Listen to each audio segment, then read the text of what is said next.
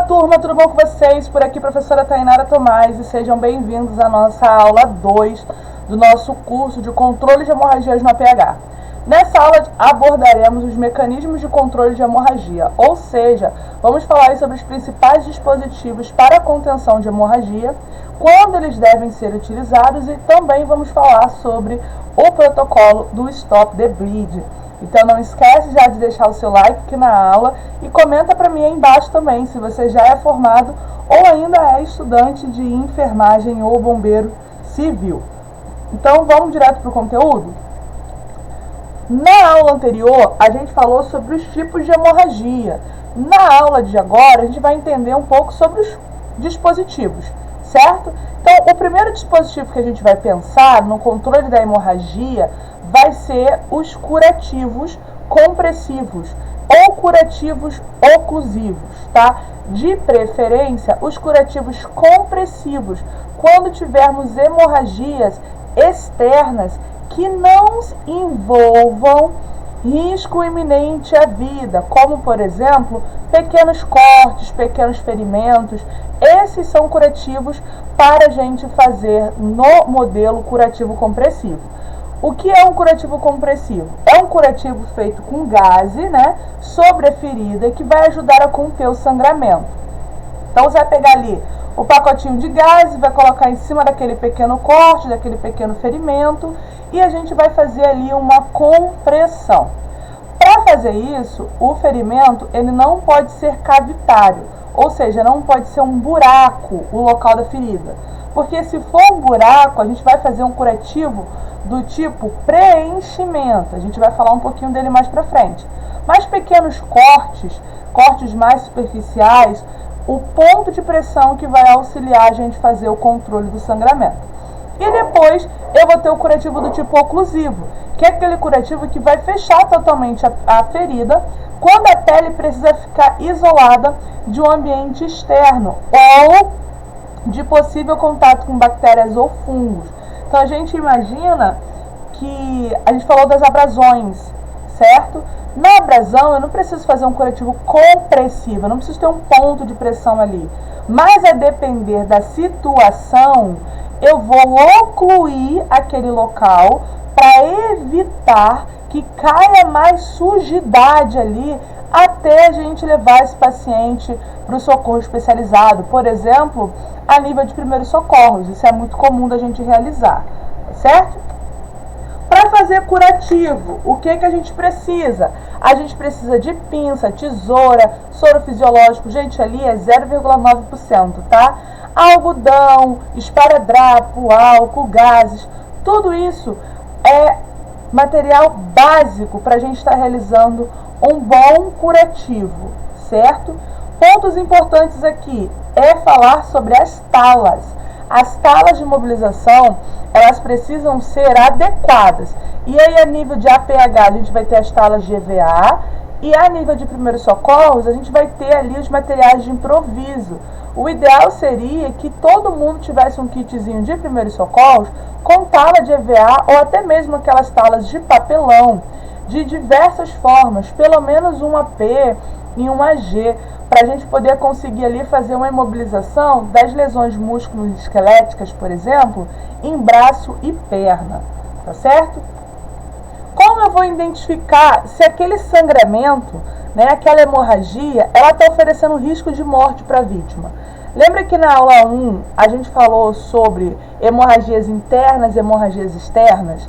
E que quando a gente pensa em hemorragia interna, temos um problema, porque se eu não estou visualizando a quantidade de sangue que essa vítima já perdeu, como que eu posso imaginar que aquele sangramento é de risco potencial à vida daquela pessoa? Então, aqui eu trouxe para vocês, bem resumido, quais são os sintomas e sinais que apresenta uma hemorragia que oferece risco de morte para a vítima. Primeiro, a ferida está jorrando sangue e o sangue não para de sair. Mesmo você fazendo uma pressão ali com atadura, com gás, o sangramento continua muito forte. Outro ponto, o local onde a vítima se encontra, eu tenho sangue acumulado no chão, eu tenho as roupas da vítima encharcadas de sangue.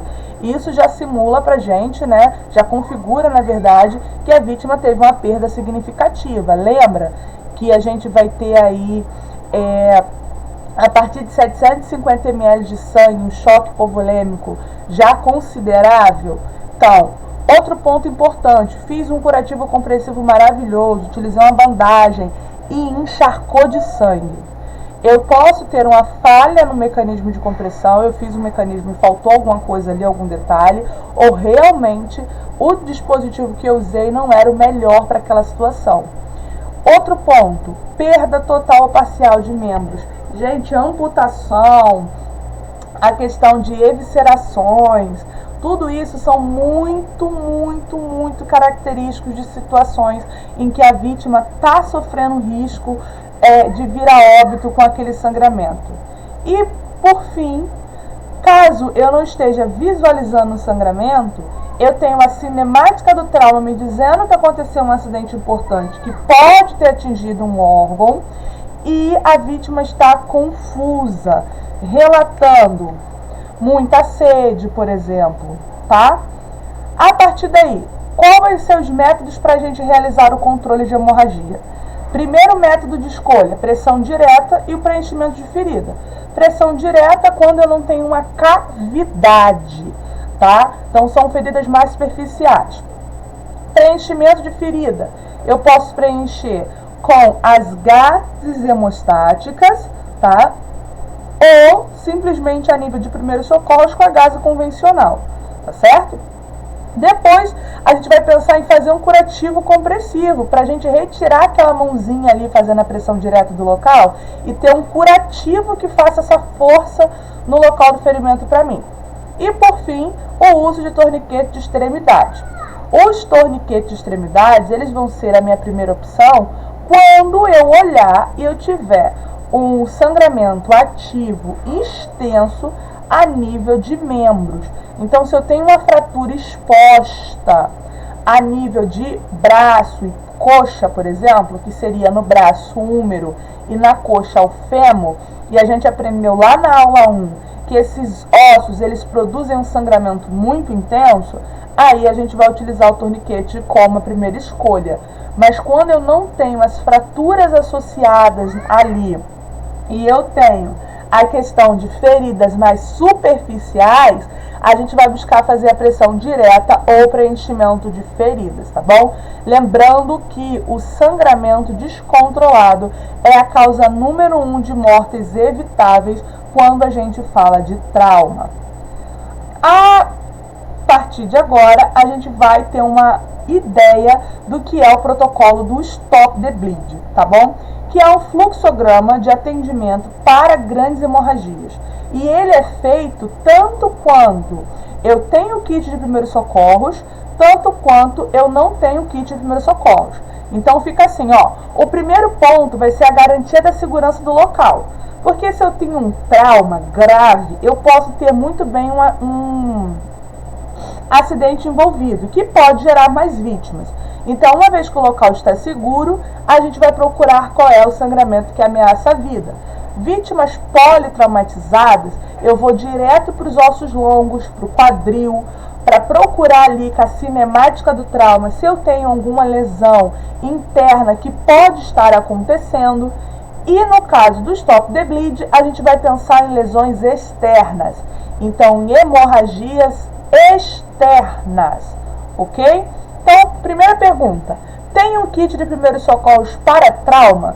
Eu tenho uma maleta de trauma na minha ambulância? Eu tenho uma bolsa de trauma no meu carro? Sei lá, no local onde eu estou, possui kit de primeiros socorros? Se a resposta for não, a gente vai utilizar qualquer pano limpo e aplicar uma pressão constante diretamente na ferida. Tá? Então, a gente vai fazer um ponto de pressão ali em cima do ferimento. Agora, se eu tenho um kit de traumas, aonde está essa ferida? A ferida está no braço ou na perna? Ou seja, é uma ferida em membros? Ou essa ferida se encontra no pescoço, ombro e virilha? É uma ferida em articulações? Porque isso vai mudar para mim a minha conduta. Porque para membros eu vou ter um torniquete do tipo específico para membros, né? Que a gente chama de torniquete de extremidades. E para as articulações eu também tenho um torniquete. Só que eu tenho um torniquete que a gente vai chamar de juncional. Ele é feito para as articulações, tá certo? Se eu tenho o torniquete disponível, eu vou aplicar o torniquete acima do local do ferimento e pressionar ele ali até que pare o sangramento.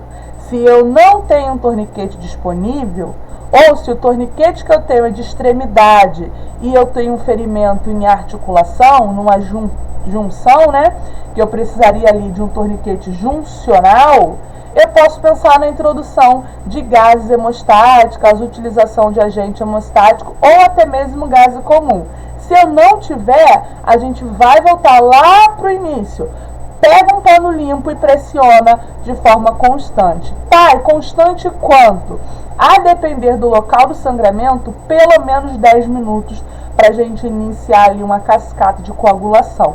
Só que quando a gente fala em atendimento pré-hospitalar, eu estou falando de socorristas, eu não tenho como o socorrista ficar 10 minutos segurando ali aquela gás em cima de um ferimento. Por isso que apesar da gente estar fazendo um treinamento online, é interessante que você procure uma instituição ou você venha fazer um curso com a gente para aprender a fazer um curativo na prática também, tá? Para você ver ali na prática, ao vivo, como que tem que ficar o membro após ser aplicado um torniquete, após ser aplicado a questão de um curativo compressivo, tá certo?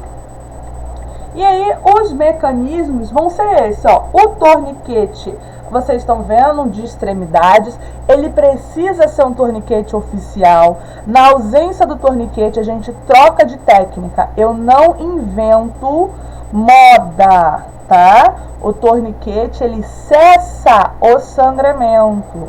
Quando eu faço improvisos, eu diminuo, mas eu não tenho nenhuma garantia que isso vai ser benéfico para a vítima. Agora, eu vou tentar fazer o quê? Mudar o meu dispositivo. Então, se eu não tenho um torniquete, o Stop the Bleed fala lá, aplica um pano limpo, pressiona o local da ferida, tá? A gente vai ter os torniquetes do tipo SEM, juncional, que eles vão ser como se fosse uma cinta pélvica, para quem já viu, tá?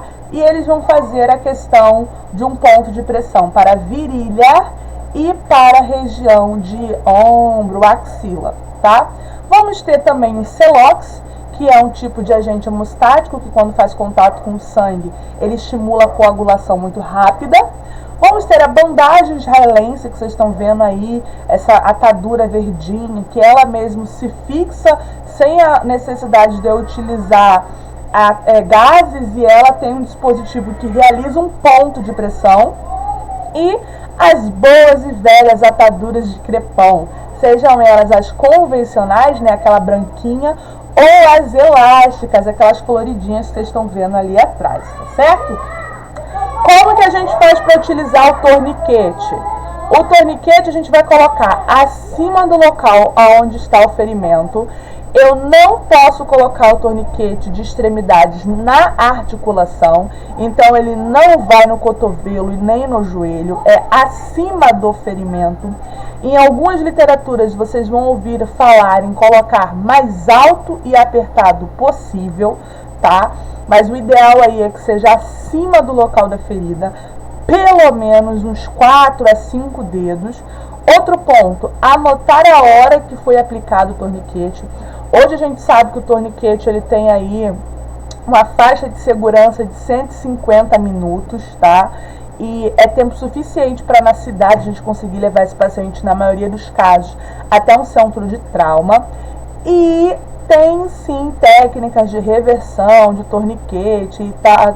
Reaplicação de torniquete e afins, mas isso a gente deixa para um outro vídeo, tá bom? Hoje o que eu quero que vocês saibam é, eu tenho hemorragia sanguinante e sanguinolenta, né? Em região de membros, se eu tenho torniquete eu vou aplicar. alto e apertado. Anotei a hora e a partir dali eu tenho 150 minutos para essa vítima chegar num centro de trauma. Outra coisa que a gente vai ter no Stop the Bleed é o preenchimento das feridas.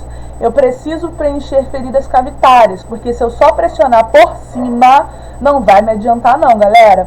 Vai começar a jorrar sangue do mesmo jeito.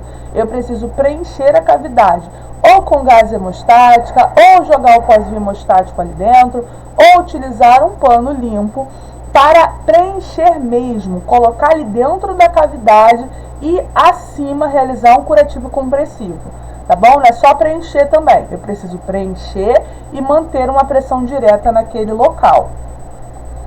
Depois a gente vai pensar em outros sangramentos, como os sangramentos internos. E aí eu tenho o sangramento interno na região de membros, muito convencional a partir de lesões musculoesqueléticas, certo? O que a gente vai fazer nesse caso? A gente vai aplicar compressa de gelo. Esses sangramentos eles vão aparecer logo após alguma pancada, um impacto, tá?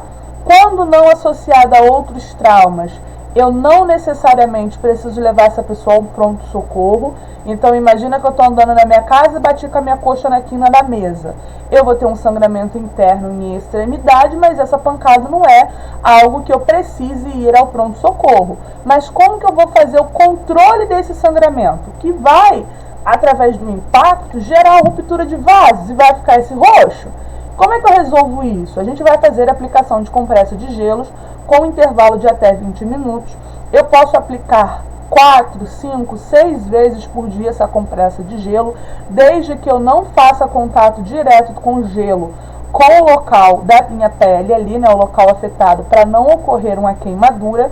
E eu levo um ponto de atenção que são nas crianças.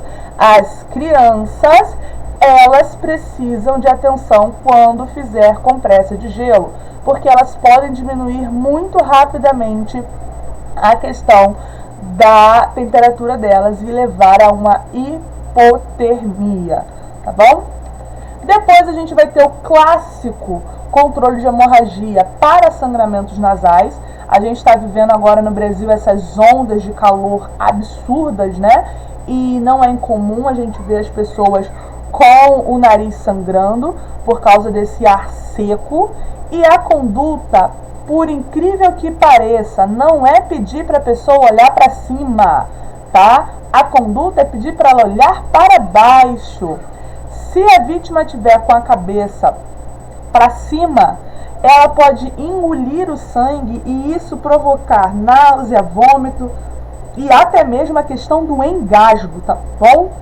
Então a gente vai pedir para a vítima colocar essa cabeça para frente, pressionar as narinas, as duas ou a que está sangrando, e aguardar pelo menos 10 minutos. Na região entre as sobrancelhas, eu também posso estar colocando gelo ou água gelada para estimular ali o processo de interrupção do sangramento. Temos um ponto. Se em 10 minutos o sangramento não parar, é um indicativo que esse sangue ele está um pouquinho mais para a parte interna do nariz. Não é só um sangramento superficial, normalmente provocado pelo calor. E aí temos um alerta. Essa vítima vai precisar ir ao pronto-socorro para ser avaliada por um médico, tá bom? Outro ponto, o nariz parou de sangrar. Não é para deixar a pessoa ficar soando o nariz, nem fazer muito esforço e também não voltar para a exposição ao calor, porque isso pode estimular que volte o sangramento, tá bom? E ainda na região da cabeça a gente vai ter o sangramento bucal. Nesse momento a gente vai utilizar uma técnica de compressão direta se o sangramento for nos lábios, e se o sangramento ocorrer na região do dente, a gente pode botar um chumacinho ali de gaze e pedir para essa pessoa morder, tá certo? O sangramento na região de dentes, né, como um todo, ali gengiva e parte interna da boca, é um sangramento considerável. Essa região é muito vascularizada. Quando o sangramento envolve trauma de face, eu preciso encaminhar essa pessoa para o pronto-socorro. Então, por exemplo, ela tomou uma bolada na cara, ela bateu com o rosto em algum lugar, porque no rosto temos muitos ossos, e se eu estou tendo um sangramento ali, eu posso ter tido alguma fratura ou fissura, tá certo? Então é interessante que a gente avalie, até porque a região dental, ela é irrigada com artérias e arteríolas importantes, eu preciso observar isso. Agora, eu estou com sangramento na região da boca, estou fazendo um ponto de pressão, quanto tempo tem que parar, tá? Esse sangramento tem que parar em até 10 minutos, tá bom? E quando ocorrer a avulsão dentária, eu preciso colocar esse dente no soro fisiológico e levar junto com a vítima. Se eu lavar o dente, eu não consigo reimplantá-lo, tá certo? Quando a gente tiver objetos encravados e evisceração, para o trauma a gente já vai ter um probleminha um pouco maior, principalmente a falar de suporte básico. Primeiro, que nos objetos encravados eu não consigo remover o objeto do local. Não pode, eu vou ter que estabilizar, fixar. Aí a gente faz aquela boa e velha rosquinha, catadura, e fixa aquele objeto e transporta a vítima na posição mais confortável possível, tá bom? E nas eviscerações? Na evisceração, suporte básico, a mesma coisa. Eu não posso reinserir o órgão ou a parte do corpo que foi avulsionada. Eu vou pegar gases e ataduras, vou umedecê-las com soro fisiológico ou água filtrada e vou fazer um curativo do tipo oclusivo. Lembra que eu falei com vocês no começo dessa aula que eu tenho um curativo compressivo, que ele é aplicado um ponto de pressão, e eu tenho um curativo oclusivo, que ele não tem ponto de pressão e ele serve apenas para cobrir a região do ferimento, para que não caia mais sujidades ali no local. E aí, no caso da evisceração, a gente vai fazer dessa forma: um curativo oclusivo úmido. Eu preciso que a gaze, a atadura esteja úmida, porque senão ela vai grudar ali e vai piorar a situação, tá certo? Prof, não tenho gás, não tenho atadura, tenho evisceração na minha frente, o que que eu faço? Pano limpo molhado com água filtrada, água mineral, por exemplo, a gente já consegue fazer ali uma boa contenção, tá certo? E as lesões superficiais, controle de hemorragia na PH, gente, nem é sempre, né? Porque a PH é atendimento pré-hospitalar, nem sempre a gente vai falar de fratura exposta. Mas a gente vai falar também de pequenos arranhões, lesões mais superficiais. A gente vai lavar o ferimento com soro fisiológico a 0,9% ou água corrente, temperatura ambiente. Nas feridas do nosso dia a dia, as abrasões, os joelhos ralados, pequenos cortes, utilizar sabão líquido neutro. Se eu tiver um sangramento ativo, eu não lavo a ferida, faço primeiro um curativo compressivo para parar o sangramento e depois eu faço a limpeza do ferimento, tá? Se for utilizar um antisséptico, é para ser utilizado a clorexidina, tá bom? E nada de água oxigenada volume 10 em nome do Senhor Jesus, tá? Porque ela pode dificultar a cicatrização daquele local. Então, clorexidina de preferência, tá? Álcool 70 também não é indicado. E vamos monitorar para a questão de infecção. O que vai indicar uma infecção nesse local do ferimento? Tá? Muita dor, o local muito quente, a presença de odor e a presença de secreção purulenta.